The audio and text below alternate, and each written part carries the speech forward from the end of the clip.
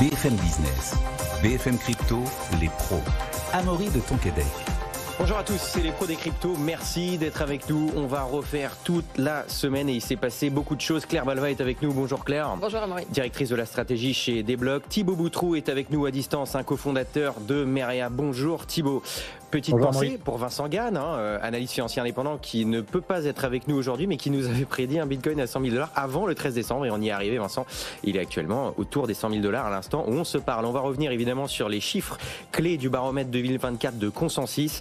91% des Français auraient entendu parler des cryptos et 50% comprendraient de quoi il s'agit, mais on va voir qu'on est un petit peu en retard quand même par rapport à l'étranger. Et puis les prévisions pleuvent, on en a parlé il y a quelques instants avec celle d'Éric Larchevêque, mais aussi celle de beaucoup d'autres. On va voir comment les appréhender et voir s'il faut s'en méfier. Et puis Bitcoin serait un investissement magnifique selon BlackRock, quand même le premier gestionnaire d'actifs de la planète, conseille d'en avoir 2% en portefeuille. Et puis Bitcoin toujours. Un chantage a lieu entre le FMI et le Salvador. Il y a quand même un près de 1,3 milliard de dollars en jeu, on en parlera dans un instant. Et puis Microsoft dit non à une réserve stratégique, enfin une réserve tout court de Bitcoin. On en parlera aussi. Et puis on va faire le point sur les nouvelles tendances avec notamment Fee Switch. Je ne sais pas si ça vous dit quelque chose, mais en tout cas vous allez le savoir et ça peut vraiment changer beaucoup de choses dans l'écosystème crypto. On commence tout de suite avec vous, Claire Balva. Claire, avec ce baromètre Consensus 2024, il y a quand même des chiffres intéressants qui sont sortis. On voit que l'adoption est croissante. Le premier chiffre, bon, je l'ai cité en introduction, sur lequel on peut revenir, c'est quand même 91% des Français auraient déjà entendu parler de crypto. C'est plus que l'année dernière. Oui, ça augmente. Et puis au niveau mondial, c'est 93%. Donc c'est un chiffre colossal qui est en légère augmentation. Alors ce rapport, je l'ai lu en détail. Moi, ce qui me frappe, c'est que les chiffres sont extrêmement élevés.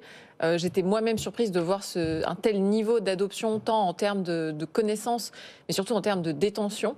On voit certains pays, alors comme le Nigeria, où là on a 84% de taux d'adoption des crypto-monnaies, et puis d'autres pays qui tournent autour des 50%. Je pense aux Philippines par exemple, Turquie c'est 44%, aux États-Unis on est dans les mêmes ordres de grandeur.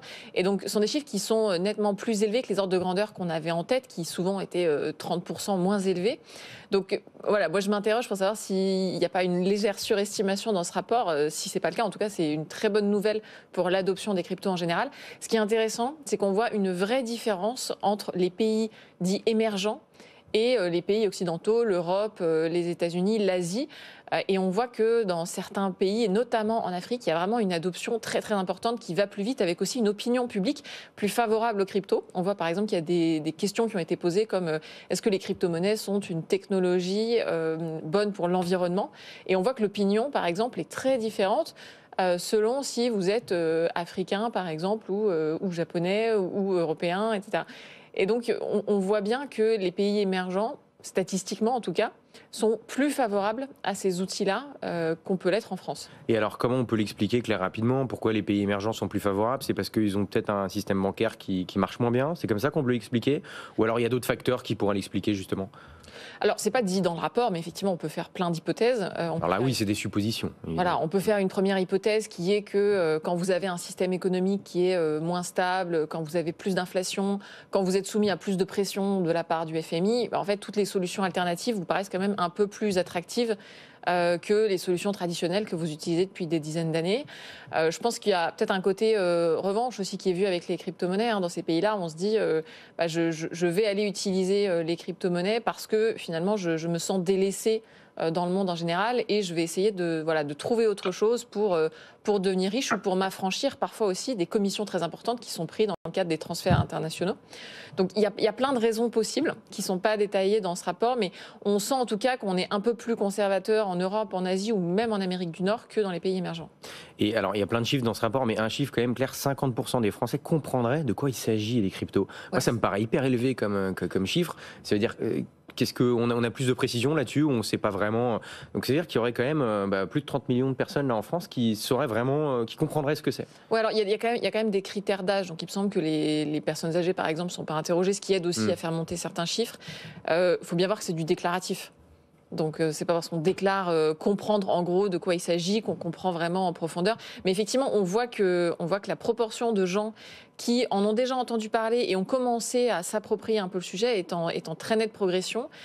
Et ça, c'est une bonne chose parce que jusqu'ici, on avait des résultats élevés sur, on va dire, j'ai entendu parler des crypto-monnaies, mais la plupart des gens disaient, voilà, en gros, j'ai lu un article, mais j'ai jamais creusé, et puis ça m'intéresse pas trop, et finalement, je n'y comprends rien.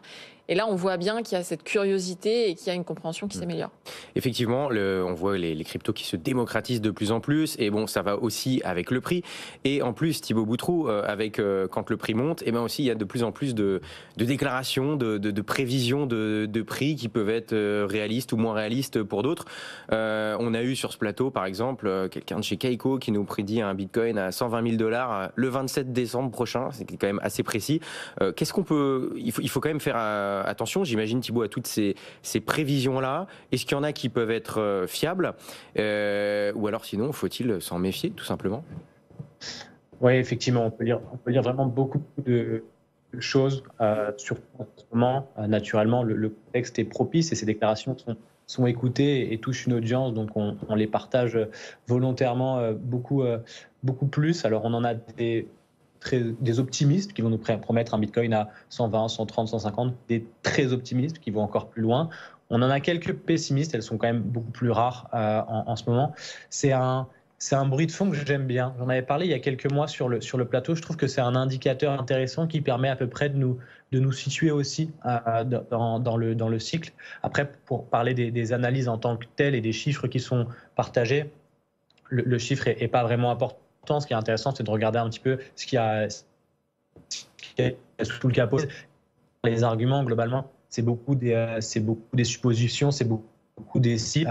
C'est assez normal d'ailleurs, parce que la réalité, c'est que personne ne peut promettre avec exactitude le prix du Bitcoin dans X temps. C'est d'ailleurs le principe d'une prévision. Il y a des convictions, mais pas forcément de certitude. Et il faut aussi, quand on voit tous ces messages circuler, vraiment mettre en action son esprit critique et s'interroger du pourquoi, du comment on nous passe ce message. Qui passe le message? Quel intérêt il a à passer ce message-là? Est-ce que c'est uniquement il le partage parce qu'il a des vraies convictions, il a fait une véritable analyse et sa prévision est documentée? Ou est-ce que c'est simplement pour créer aussi, alimenter cet effet d'engouement, ce fameux FOMO dont on parle beaucoup. Généralement, ceux qui s'expriment sur le sujet sont des gens qui détiennent de la crypto. Donc, il peut y avoir aussi un certain conflit d'intérêts derrière les déclarations. Donc, il faut vraiment bien mettre ça en perspective pour accorder la juste valeur. J'ai l'impression qu'on vous perd un petit peu, Thibaut.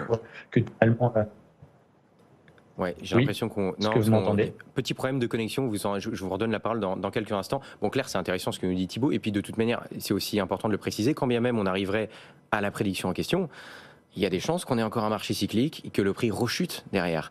Et donc, c'est pas parce qu'on arrive à 120 000 $ en décembre qu'il va y rester éternellement. Donc, soyez prudents. Claire, est-ce que vous vouliez réagir à tout ce qui a été dit? Oui, alors c'est mon 3e cycle. Déjà, donc, ce que je constate quand même, c'est que quand Bitcoin passe un seuil, donc là, on a passé le seuil des 100 000 $, tout le monde se met d'un coup à fantasmer sur le seuil suivant. Et donc là, depuis quelques temps, je vois des prévisions sur Bitcoin à 1 million $, à quelle échéance, etc. Alors, sans vouloir vraiment mouiller là-dessus, moi je dirais quand même qu'au dernier cycle, j'avais déjà entendu beaucoup de prévisions sur un Bitcoin à 100 000 $ qu'on n'avait finalement pas atteint au cycle précédent. Et donc, on est dans un moment où il y a beaucoup d'euphorie et où en fait, 99% des prédictions qu'on entend sont des prévisions à la hausse. Et effectivement, c'est normal. Je pense que la plupart des experts s'accordent pour dire que la tendance est haussière.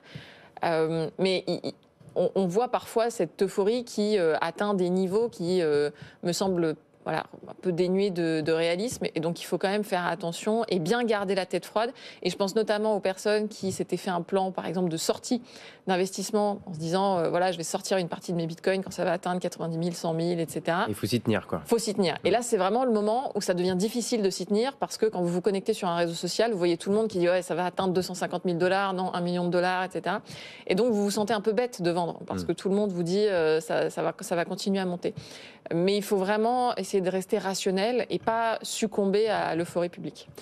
là, tout de suite, on va parler pas d'une prévision, mais d'une recommandation. Et pas n'importe laquelle, puisque c'est celle de BlackRock, le plus gros gestionnaire d'actifs au monde. On rappelle, pour mise en contexte, que BlackRock fait partie des sociétés qui émettent un ETF Bitcoin Spot depuis le mois de janvier dernier aux États-Unis. Et ils conseillent carrément, ils font un petit peu une liste, entre guillemets, enfin une recommandation. Ils disent, voilà, on vous conseille d'avoir 2% de Bitcoin en portefeuille. Qu'est-ce que ça vous inspire, Claire, cette déclaration-là? Ça me surprend pas du tout. En fait, pour moi, ça arrive un peu tard, parce qu'il y a déjà d'autres gestionnaires d'actifs qui avaient fait ce type d'estimation. Je pense notamment à Yves Choufati et Tobam en France. Je pense que ça doit faire au moins 5 ans qu'ils ont estimé cette dose de 2% et qui disent, voilà, il faut avoir à peu près 2% de Bitcoin dans son portefeuille pour diversifier. Donc, c'est un chiffre qui est relativement connu des investisseurs et des gestionnaires d'actifs.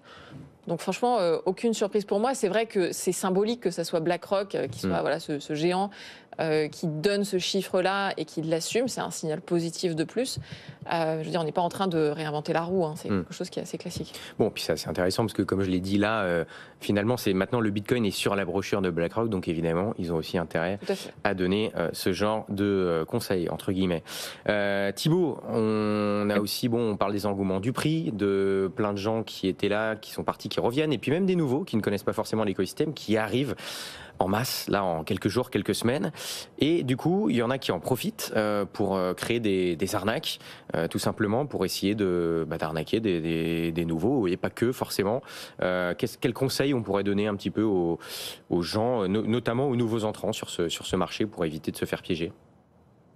Ouais, malheureusement, c'est un phénomène qu'on constate de plus en plus. Alors, j'insiste sur le fait que les cryptos sont souvent utilisés comme prétexte par les arnaqueurs qui y voient un moyen de toucher du monde, mais c'est rarement le sous-jacent qui est utilisé derrière. C'est-à-dire que la pratique et le mécanisme qu'il y a derrière, c'est le même qui est utilisé sur toutes les classes d'actifs ou pour vendre des solutions de trading ou de métaux précieux, etc.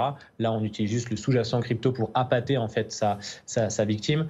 Là où il faut être vigilant, c'est que les techniques sont beaucoup plus sophistiquées que ce qu'on a pu voir notamment sur le dernier cycle, parce qu'avec des nouveaux outils, avec l'IA, avec l'accès plus simple à des bases de données, etc., on peut faire des choses beaucoup plus personnalisées, donc c'est parfois plus difficile à déceler.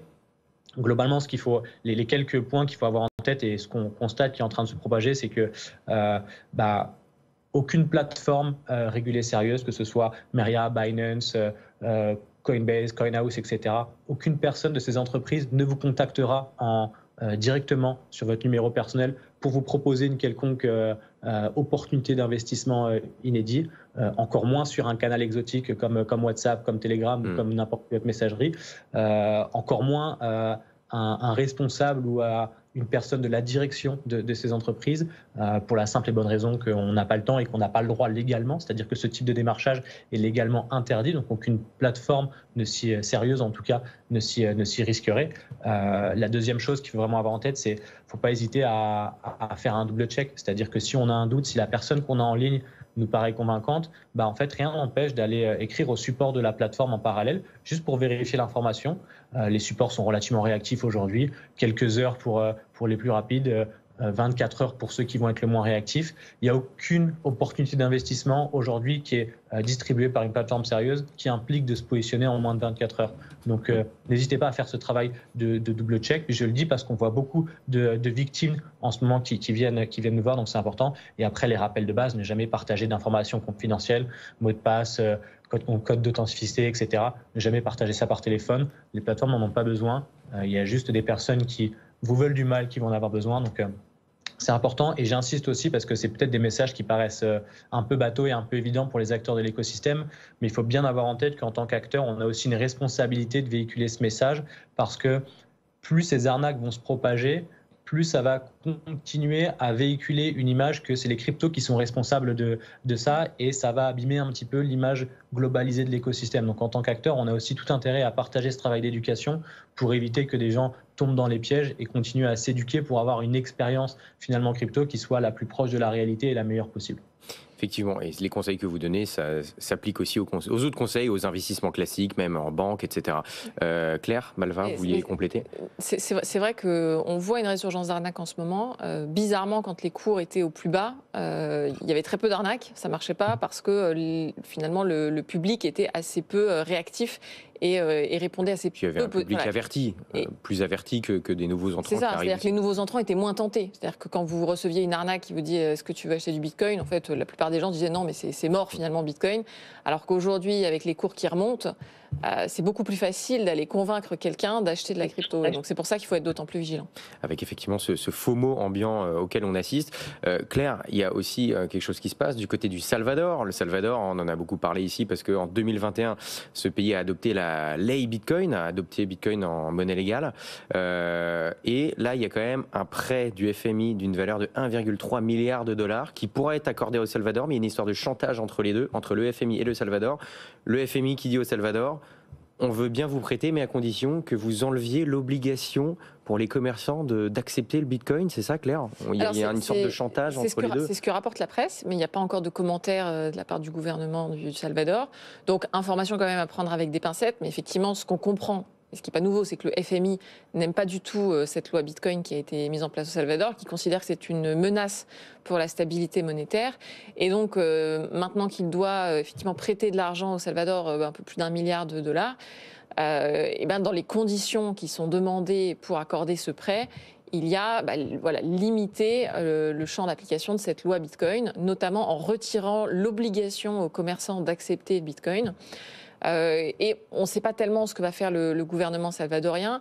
C'est vrai qu'au Salvador, l'immense majorité des citoyens n'utilisent pas Bitcoin aujourd'hui pour payer au quotidien. Donc on comprend qu'ils soient tentés finalement par faire cette concession qui ne coûterait pas grand-chose à leur population. D'autant plus que la plupart des gens au Salvador ne comprennent toujours pas vraiment quel est ce délire avec Bitcoin, même si certaines personnes s'en sont emparées. Ça reste une petite minorité, moins de 10% de la population.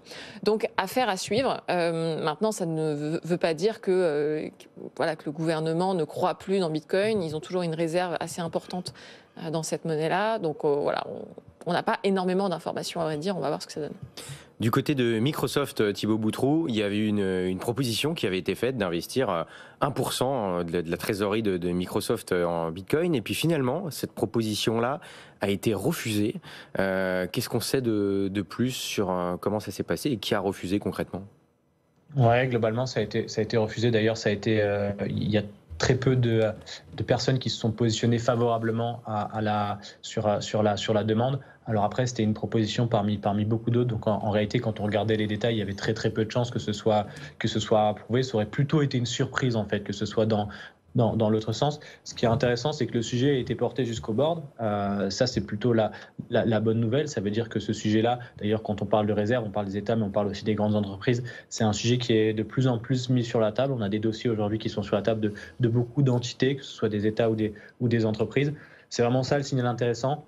Ça va être, je pense, un des points qui sera très largement surveillé en 2025 par les investisseurs, puisqu'on va arriver à ce momentum où, en fait, on va attendre que beaucoup considèrent le sujet, certains sont prêts, d'autres moins, mais il y en a beaucoup aussi qui sont dans l'attente qu'un autre se positionne en fait. Donc à partir du moment où on va avoir d'une envergure suffisamment importante qui prend la position, très certainement que ça va obliger d'autres qui sont du même calibre à reconsidérer. On va jouer un petit peu le même jeu qui s'est joué quand BlackRock a pris position sur le sujet crypto. Ça a forcé un certain nombre de gestionnaires d'actifs de considérer le sujet et de s'activer beaucoup plus rapidement. On va se retrouver un peu dans la même configuration avec des entreprises pour de la diversification de trésorerie, mais aussi avec des États sur ce fameux sujet de la réserve. Donc il faut vraiment le regarder sous cet angle-là.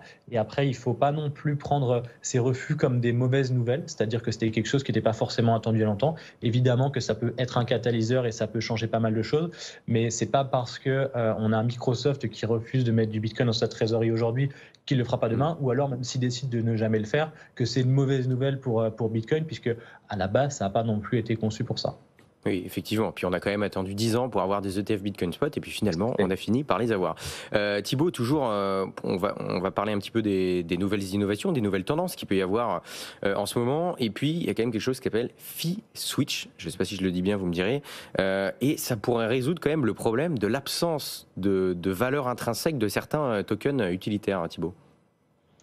Oui, tout à fait. Alors c'est un mécanisme qui va parler certainement aux aficionados de la DeFi, puisque c'est pas tant un mécanisme qui est nouveau, c'est quelque chose qui existe déjà depuis un certain temps, qui a déjà été expérimenté à plus ou moins grande échelle. Par contre, on est dans un momentum où, avec ce qui s'est passé aux États-Unis, on commence justement à avoir des premiers effets de cet assouplissement réglementaire côté US qui amène justement des opportunités. Donc là, on parle de l'univers de la finance décentralisée avec le fee switch, qui est un mécanisme qui permet en fait au protocole DeFi, donc au protocole de finance décentralisée, de distribuer une partie de leurs bénéfices aux détenteurs du token natif du protocole. Donc c'est un mécanisme qui permet d'aligner un petit peu les intérêts de gouvernance et les intérêts économiques du protocole de ses utilisateurs, des détenteurs de tokens. Donc c'est un outil supplémentaire qui permet effectivement d'apporter un peu plus de valeur dans un token, qui permet d'apporter une incentive supplémentaire et une raison supplémentaire d'utiliser un protocole.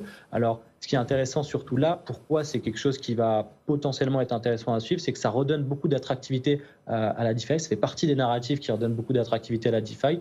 D'ailleurs, on voit aujourd'hui les cours sur les dernières semaines des protocoles DeFi qui ont repris pas mal de valeur. On voit les TVL qui continuent, qui commencent à réaugmenter. Donc, c'est plutôt sous l'angle-là qu'il faut le regarder. C'est un mécanisme supplémentaire. On est vraiment sur de l'expérimentation, c'est-à-dire qu'il y a des choses qui vont être essayées, il y a des ajustements qui vont se faire.